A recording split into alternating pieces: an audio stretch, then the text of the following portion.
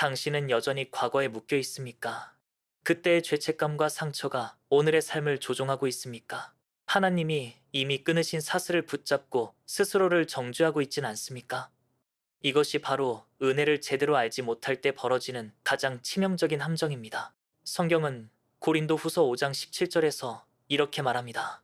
누구든지 그리스도 안에 있으면 새로운 피조물이라 이전 것은 지나갔으니 보라 새 것이 되었도다. 그러나 많은 이들이 이 선언을 머리로만 알고 마음으로 받아들이지 못합니다. 당신은 용서를 들었지만 진짜로 자신을 용서하지 못했고 하나님이 잊으신 것을 당신은 여전히 붙들고 있습니다. 이것이 사탄의 전략입니다. 그는 과거를 무기 삼아 당신을 무력화하려 하고 끊임없이 정죄의 목소리를 속삭이며 하나님의 은혜를 희미하게 만듭니다. 하지만 하나님의 은혜는 단순히 당신을 용서해주는 감정적 위로가 아닙니다. 은혜는 죄와 과거의 권세를 실제로 해체하는 영적 권능입니다. 예수께서 십자가에서 흘리신 피가 단순히 죄값을 지불한 것이라 생각하십니까? 그렇지 않습니다. 그 피는 당신을 죄의 법정에서 완전히 무죄로 선언하고 더 이상 과거의 사건들이 법적 효력을 발휘하지 못하도록 선포하신 것입니다. 이 선언은 단순한 위로가 아니라 영적 재판에서 내려진 최종 판결입니다. 당신이 과거를 떠올릴 때마다 다시 유죄 판결을 스스로 내리고 있다면 그것은 거짓을 믿고 있는 것입니다. 성경은 로마서 8장 1절에서 선포합니다. 그러므로 이제 그리스도 예수 안에 있는 자에게는 결코 정죄함이 없나니. 결코라는 말은 예외가 없다는 의미입니다. 당신이 예수 그리스도를 믿는 순간 과거의 죄와 실패는 더 이상 당신을 잡을 수 없고 하나님께서 이미 무죄라고 선언하셨기에 사탄의 고발은 효력을 잃습니다. 그런데 왜 여전히 과거에 묶여 있는 걸까요? 그것은 당신이 여전히 스스로를 법정으로 끌고 가기 때문입니다. 하나님께서 이미 당신의 사건을 종결하셨음에도 당신이 다시 증거를 들고 가서 판결을 뒤집으려 하기 때문입니다. 하지만 은혜를 아는 순간 과거의 법정은 완전히 해체됩니다. 당신은 더 이상 과거의 사건을 근거로 현재를 해석할 필요가 없습니다. 당신을 향한 하나님의 은혜는 기억의 권세마저 무력화합니다. 당신이 떠올리는 고통스러운 기억이 더 이상 현재를 지배할 수 없게 됩니다. 왜냐하면 그 순간마다 하나님의 은혜가 개입하여 이 사건은 이미 종결되었다라고 선언하기 때문입니다. 여기서 핵심은 당신이 이 선언을 믿고 받아들이는 것입니다. 단순히 용서받았다는 지식이 아니라 이제 과거의 죄와 실패는 나를 규정하지 못한다는 정체성의 자리로 이동해야 합니다. 이것이 은혜가 과거를 무력화시키는 첫 번째 비밀입니다. 사탄은 당신의 기억을 이용하지만 은혜는 그 기억을 해체합니다. 사탄은 실패를 들추지만 은혜는 승리의 판결을 상기시킵니다. 당신이 계속해서 과거를 근거로 자신을 정의한다면 결국 미래를 훔쳐가게 됩니다.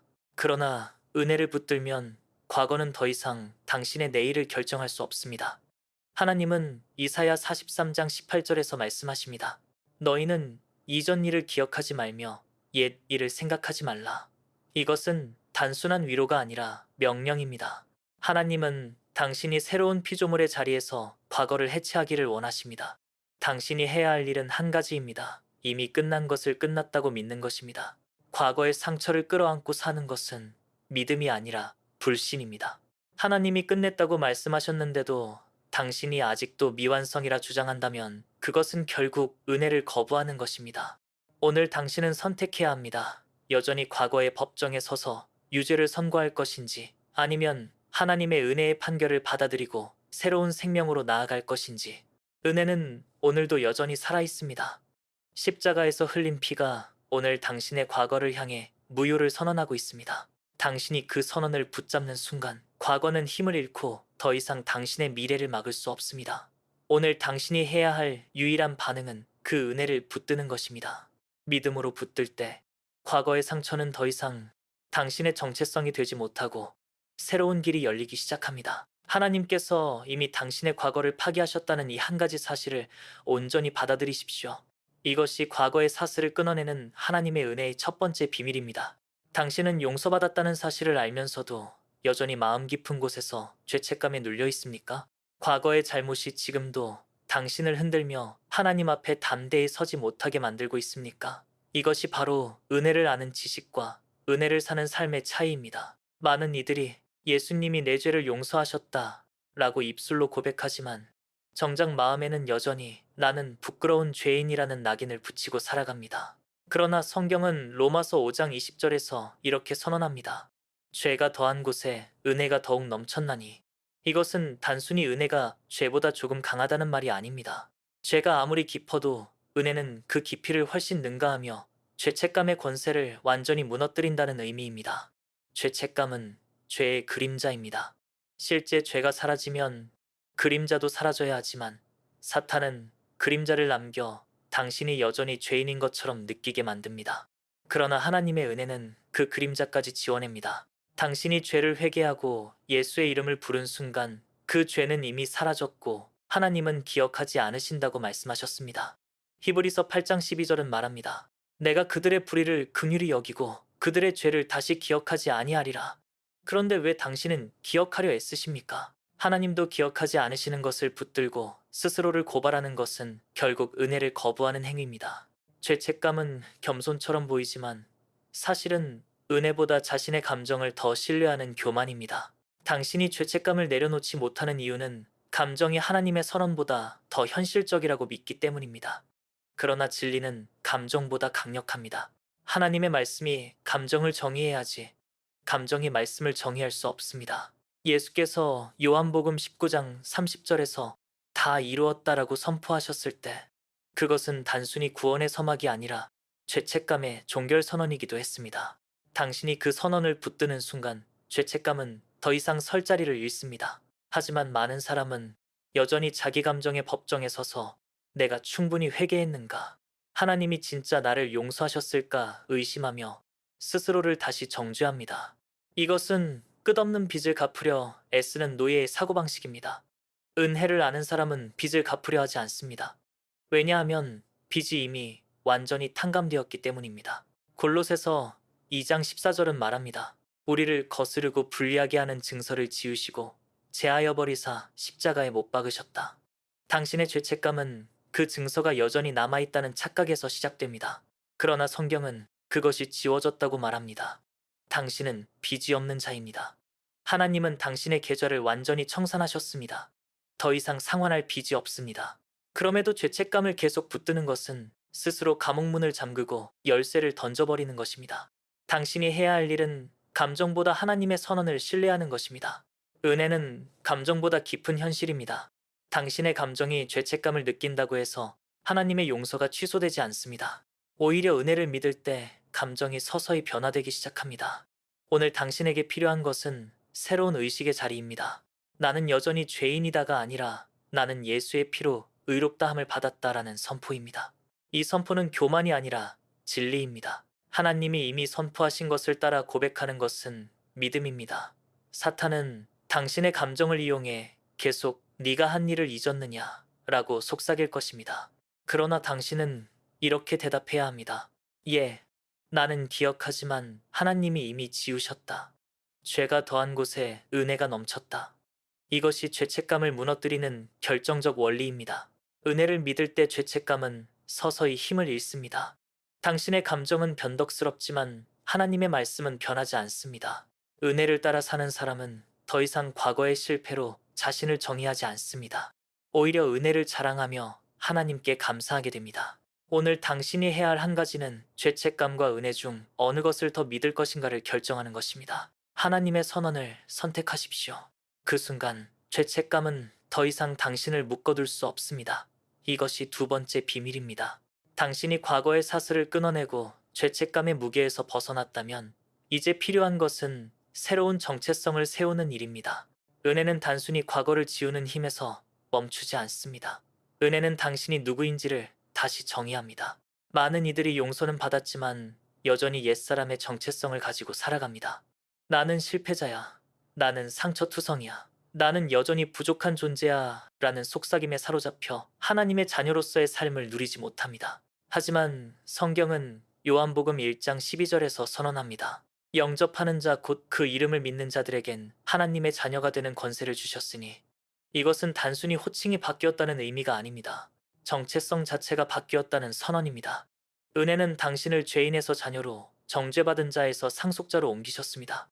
과거의 기록이 지워졌다는 것은 단순한 무죄 선언을 넘어 새로운 신분 발급을 의미합니다. 하나님은 당신의 이름을 새롭게 부르십니다. 이사야 62장 2절은 말합니다. 네가 여호와의 입으로 정하실 새 이름으로 일컬음이 될 것이라. 하나님은 당신을 과거의 이름이 아니라 새로운 이름으로 부르십니다. 하지만 당신이 여전히 옛 이름을 고집하면 은혜의 능력이 실제 삶에 나타나지 않습니다. 새로운 신분은 받아들일 때 힘을 발휘합니다. 왕자가 스스로를 거지라 부르면 왕궁의 권세를 누릴 수 없습니다. 마찬가지로 하나님의 자녀가 스스로를 여전히 죄인이라 부르면 은혜가 약화됩니다. 오늘 당신에게 필요한 것은 자기 인식의 전환입니다. 하나님의 은혜가 당신을 새롭게 창조하셨다는 것을 받아들이고 고백하는 것입니다. 에베소서 2장 10절은 이렇게 말합니다. 우리는 그가 만드신 바라 그리스도 예수 안에서 선한 일을 위하여 지으심을 받은 자니 당신은 실수로 태어난 존재가 아니라 하나님의 계획 아래 새롭게 빚어진 작품입니다. 사탄은 당신을 과거의 실패에 묶어 너는 여전히 쓸모없다라고 속삭이지만 하나님은 당신을 나의 작품이라 부릅니다. 새로운 정체성을 세운다는 것은 단순히 자기 암시를 반복하는 것이 아닙니다. 그것은 은혜로 주어진 법적, 영적 신분을 인정하는 것입니다. 당신은 하나님의 아들이자 딸이며 하늘의 상속자입니다. 로마서 8장 17절은 말합니다. 자녀이면 또한 상속자, 곧 하나님의 상속자여. 그리스도와 함께한 상속자니 당신의 과거는 더 이상 당신의 미래를 결정하지 않습니다. 당신의 가치는 실패의 기록이 아니라 하나님의 선언에서 비롯됩니다. 이 진리를 받아들이면 삶의 모든 영역이 변화됩니다. 기도할 때 더 이상 두려움에 매이지 않습니다. 하나님 앞에서 주저하지 않고 담대하게 나아갈 수 있습니다. 사명을 선택할 때 과거의 낙심이 아닌 새로운 가능성을 바라봅니다. 관계 속에서도 자기 혐오가 아닌 하나님의 사랑으로 자신을 바라보고 타인을 사랑할 힘을 얻습니다. 은혜는 당신을 단순히 용서받은 죄인에서 그치지 않고 하나님의 대사, 하나님의 빛을 전하는 자로 세웁니다. 고린도 후서 5장 20절은 말합니다. 그러므로 우리가 그리스도를 대신하여 사신이 되어 당신은 더 이상 과거의 실패를 대표하지 않습니다. 이제는 하나님의 은혜를 대표하는 사람입니다. 오늘 당신이 할 일은 단 한 가지입니다. 하나님의 선언을 당신 자신의 언어로 고백하는 것입니다. 나는 하나님의 자녀다. 나는 그리스도의 피로 새롭게 되었다. 나의 과거는 끝났고 새로운 삶이 시작되었다. 이 고백이 반복될수록 정체성은 견고해집니다. 감정이 따라오지 않아도 믿음으로 먼저 고백할 때 하나님의 진리가 당신의 현실이 됩니다. 사탄은 끝까지 당신을 속여 너는 여전히 옛사람이라고 말하겠지만 그때마다 하나님의 말씀으로 반격해야 합니다. 나는 그리스도 안에서 새로 지음받은 자다. 이 싸움이 반복될 때 당신의 내면은 점차 새 사람으로 굳어지고 더 이상 과거의 상처나 실패가 당신을 흔들지 못하게 됩니다. 새로운 정체성을 가진 사람은 삶을 두려움 대신 담대함으로 살아갑니다. 하나님의 은혜가 그 안에서 살아 움직이기 때문입니다. 이제 당신은 더 이상 과거의 포로가 아니라 은혜의 증인입니다. 오늘부터 새로운 이름으로 살아가십시오. 하나님이 주신 신분을 의심하지 마십시오. 과거가 아무리 깊어도 은혜는 더 깊습니다. 당신을 묶던 모든 족쇄는 이미 풀렸고 당신은 새로운 피조물로 세워졌습니다. 이것이 은혜가 과거를 무력화시킨 후 마침내 당신을 새롭게 세우는 세 번째 비밀입니다. 이제 당신은 분명히 알게 되었습니다. 은혜는 단순한 위로가 아니라 실제로 과거의 사슬을 끊어내고 죄책감을 무너뜨리며 새로운 정체성을 세우는 하나님의 능력입니다. 당신이 믿음으로 받아들인 그 은혜는 한순간의 감정이 아니라 오늘도 살아있는 힘이며 당신의 기억 속 가장 어두운 부분까지 들어가 그 권세를 해체하고 당신을 자유케 합니다. 더 이상 과거를 근거로 자신을 정의하지 마십시오. 더 이상 죄책감의 목소리에 귀 기울이지 마십시오. 하나님께서 이미 종결하신 사건을 다시 열어보려 하지 마십시오. 당신은 그리스도 안에서 새로운 피조물입니다. 하나님의 자녀이며 상속자입니다. 오늘 이 사실을 붙들고 삶의 모든 영역에서 새로운 이름으로 살아가십시오. 기도할 때 담대히 나아가고 관계 속에서 사랑과 용서를 선택하며 미래를 향해 두려움 대신 소망으로 걸어가십시오. 은혜는 과거를 파기하는 선언에서 멈추지 않고 새로운 삶을 세우는 창조의 능력입니다. 오늘 당신에게 주어진 선택은 단순합니다.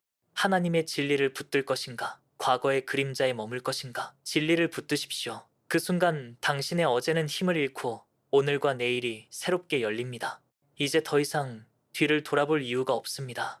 하나님의 은혜가 이미 당신을 자유케 했습니다. 이 진리를 믿고 앞으로 걸어가십시오. 은혜는 당신의 과거를 무력화시켰고 이제 당신의 미래를 창조하고 있습니다.